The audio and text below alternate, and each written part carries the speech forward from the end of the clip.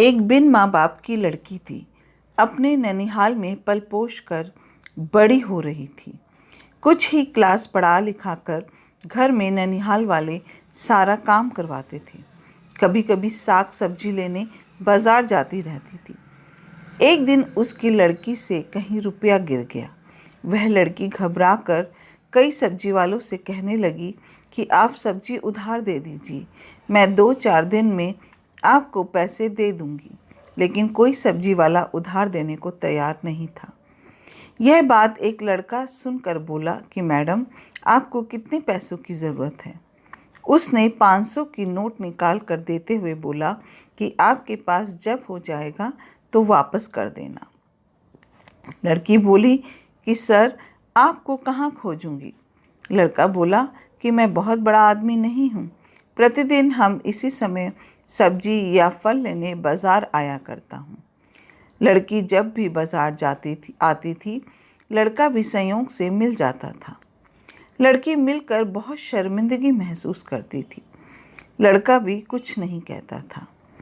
जब एक हफ्ता हो गया तो लड़की ने पूरी बात बताई कि सर, मैं अपने ननिहाल में रहती हूँ। सब्जी में से रोज़ कुछ पैसे बचाती हूँ तो वही इकट्ठा करके दे दूँगी। लड़का बोला कि हमें आपसे कोई पैसे नहीं चाहिए। अगर कभी भी ज़रूरत पड़े तो हम आपकी मदद और कर देंगे। उस दिन से वह लड़की जब देखती थी तो सर नमस्ते कहती थी। वह लड़का भी नमस्ते करके चल देता था। लेकिन उस लड़के से वह मिलकर बहुत खुश होती थी। लड़का भी उस लड़की से मिलने के बहाने आया करता था। कभी कभी लड़की के ननिहाल वाले ताने मारते थे कि जवान हो गई है, मर भी नहीं गई। अब तो शादी का सारा खर्च हम लोग को ही उठाना पड़ेगा। एक दिन उस लड़की ने उस लड़के से बोली कि सर, क्या आप अपने घर झाड़ू पोंछा मारने के लिए मुझे रख लेंगे? हमें अब ननिहाल में घुटन महसूस होती है। लड़का हंसते हुए बोला कि ठीक है, हमको अपने मम्मी पापा से पूछ लेने दीजिए। संयोग देखिए, वह एक ज़रूरी काम से बाहर चला गया। लड़की जब भी बाजार जाती, उसी लड़के को उसकी नज़रें ढूंढती थी। वह लड़की निराश हो गई। किसी ने शिकायत भी कर दी। सब्जी लेने के बहाने किसी लड़के से मिलती है। अब रोज़ ननिहाल वाले प्रताड़ित करने लगे थे।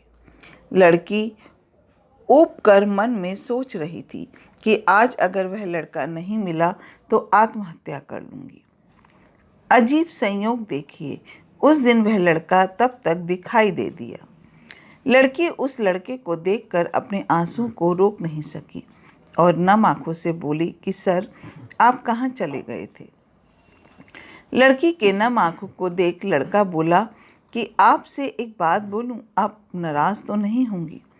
लड़की कही कि सर बोलिए। लड़का बोला कि क्या आप मुझसे शादी करेंगी? कोई दबाव नहीं है।